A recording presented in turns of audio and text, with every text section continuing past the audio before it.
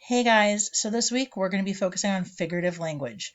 Remember, we've already talked about figurative language before, and figurative language is language that should not be taken literally. So what does this mean? Figurative language is when we are making comparisons, exaggerations, and we are using the words in a way other than using their dictionary definitions. When something is literal, it means we are saying exactly what it says. If I'm saying this bag is really heavy, I just mean that this bag is really heavy. Maybe it's full of all of our textbooks.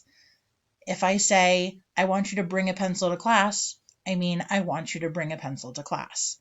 If we're talking about figurative language, and I say this bag is breaking my back isn't really broken. I'm exaggerating. I'm still expressing that this bag is really heavy. I'm just doing it in a way that is making an exaggeration about how heavy that bag is. Hyperbole is one of the types of figurative language that we learned about this year. So hyperbole is, again, that exaggeration. Usually this exaggeration is so extreme that it couldn't possibly be real. It's comparing two different things. So when you say, I've been waiting forever for you to come home, or we've been out of school for 1,000,000 years. Well, it hasn't really been 1,000,000 years, and you haven't really been waiting forever.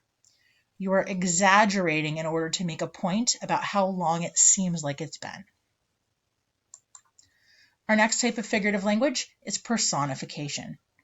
Personification is when we give human traits, qualities, or actions to objects, concepts, or animals. People use personification in writing because we really want to make something that wouldn't otherwise be interesting really come to life. Giving human qualities to objects makes them seem more interesting. Instead of just saying, there's a chair in the room, we say, the chair sat near the bookcase. Well, chairs don't really sit. They just exist. By using personification, we can see what the writer wants us to see or feel in what they're writing. When somebody really cares about what they're reading, they want to read more.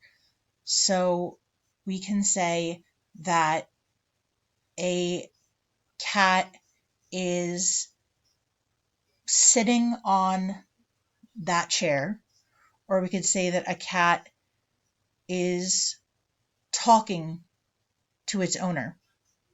Well, the cat is just being a cat and is probably meowing, but the owner is interpreting it as talking because that's often what pet owners do, is imagine that their pets are talking to them.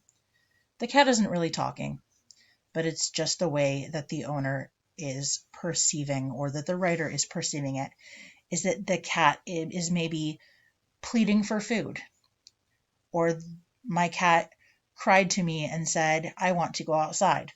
The cat didn't really say that. That is the owner or the writer interpreting the cat meowing.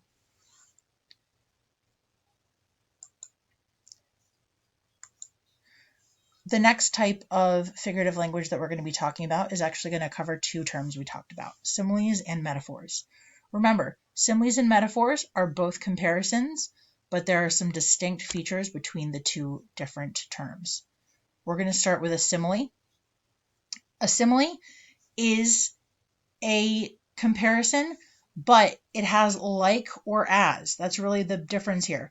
Metaphor is the more direct comparison.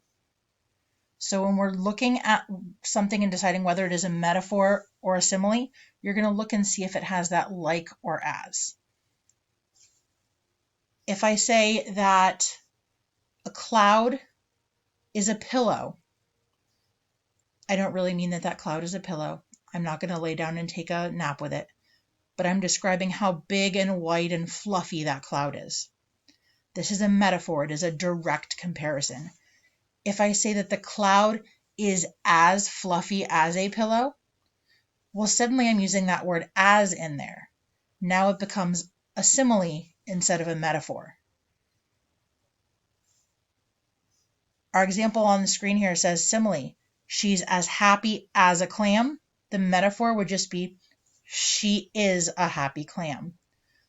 So again, they're both very similar comparisons. They're both comparing her and a clam, but the metaphor is much more direct. The simile has that word as in there. Idioms. This is that part of speech for figurative language where we made our visualizations of what the literal meaning would be and what the figurative language meaning would be. So instead of looking at the dictionary definition for idioms, an idiom is an expression or a phrase where it's come to have a meaning all on its own. So if I say, let the cat out of the bag, I don't really have a bag that I'm hiding a cat in. It means that I've told a secret. Our one that we have here as an example, it says, don't chicken out. Doesn't have anything to do with chickens. It means don't be scared. Don't wimp out. A lot of times the idioms can be a little bit more difficult if you are learning another language because every language has them. But since they don't fit those dictionary definitions, it's not going to be something that is easy for you to translate. So let's look at the different types of figurative language that we have reviewed on our page. I'm going to give you the definition, and I want you to think about which type of figurative language we have just talked about that would fit that definition. So our first definition here says a figure of speech that uses like or as to make a comparison between two unlike things or ideas. Which part of figurative language do you think that would fit? Our second definition, a figure of speech in which something is described as though it were something else. A comparison between two unlike things or ideas without using like or as. Which term do you think that fits? All right, our next one, a type of figurative language in which the writer uses an extreme exaggeration.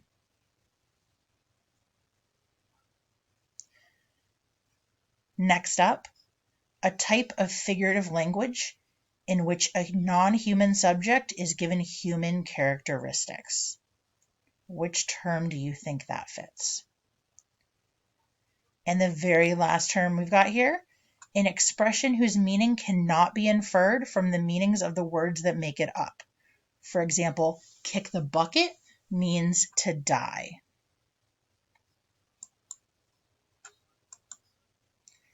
If you said simile is our figure of speech that uses like or as to make a comparison, you are correct. For our figure of speech that makes a comparison without using like or as, that's a metaphor. Hyperbole is our term where we're using extreme exaggeration. For giving non-human subjects human characteristics, that one's personification. Our expressions that are made up of a meaning where we cannot just look at the dictionary definition. For example, kick the bucket, meaning to die. That term is going to be an idiom.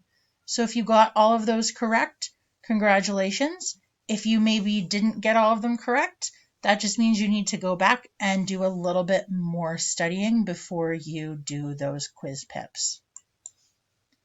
Let's look at a poem. The poem we have here is Dreams by Langston Hughes. So our poem says, hold fast to dreams, for if dreams die, life is a broken-winged bird that cannot fly. Hold fast to dreams, for when dreams go, life is a barren field frozen with snow. So we have several types of figurative language in this poem. Let's check them out. First of all, for if dreams die, that's personification. Dreams don't really die. They're not human beings or animals. They're not going anywhere when we wake up. They're not dying. Our next line here, we have a metaphor. Life is a broken-winged bird. Again, life is not a bird. They are making a visual for us so we can imagine how the author feels about life. Life isn't just a bird, it's a broken winged bird. So what does that make you think about as far as how the author feels about life? Does he think life is easy? Life is hard? Does he think that life is going to be full of problems? What is he saying when he compares life to a bird with broken wings? Our next stanza here says, "For when dreams go," and again, that's personifications. Dreams don't go anywhere. They don't pack up their suitcase and go visit your grandma at the end of the night. They just stop happening in your brain. And again, we have another metaphor. Life is a barren field. We have another comparison that is again giving us an idea of how our author feels about life. All right, guys, that's the end of our slideshow for today. So hopefully those notes will help you out. The one last thing that I want to show you is on my website.